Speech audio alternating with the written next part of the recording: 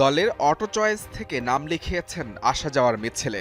যার ব্যাটে একসময় জয়ের স্বপ্নবন্ত পাকিস্তান, সেই বাবর আজম এখন দলটির গলার কাটা, বিশেষ করে টি-20 ফরম্যাটে।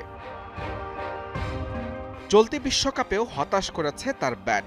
চিরপ্রতিদ্বন্দ্বী ভারতের বিপক্ষেও দলকে বিপদে রেখে ফিরেছেন সাজঘরে। ঘরে বাইরে তাই সমালোচনার কেন্দ্রে বাবর আজমের নাম।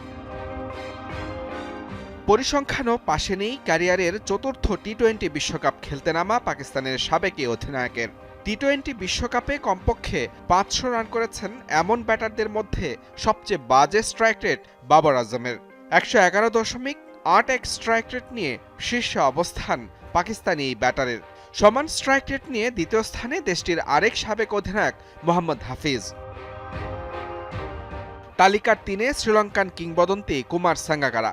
112.53 স্ট্রাইক রেট নিয়ে তারপরই আছেন গেল নভেম্বরে টি-20 ফরম্যাট থেকে অবসর নেয়া কিউই তারকা কেন উইলিয়ামসন। আর 5 নম্বরে আছেন বাবর আজমের সতীর্থ মোহাম্মদ রিজওয়ান। টি-20 বিশ্বকাপে কমপক্ষে 500 রান করেছেন এমন ব্যাটারদের মধ্যে লোয়েস্ট স্ট্রাইক রেটের অপ্রীতিকর তালিকায় আছে বাংলাদেশের নামও।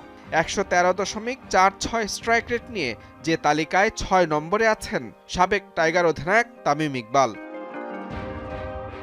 তালিকার প্রায় সব ক্রিকেটার এরই মধ্যে বিদায় জানিয়েছেন টি-20 ফরম্যাটকে। খেলা চালিয়ে যাচ্ছেন এমন ক্রিকেটারদের মধ্যে আছেন শুধু মোহাম্মদ রিজওয়ান ও বাবর আজম। চলতি বিশ্বকাপে পাকিস্তান দলে নেই রিজওয়ান, আছেন বাবর আজম।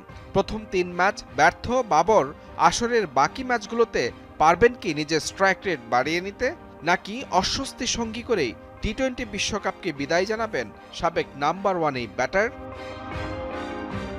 মুজরাবিন তারেক, যমুনা স্পোর্টস।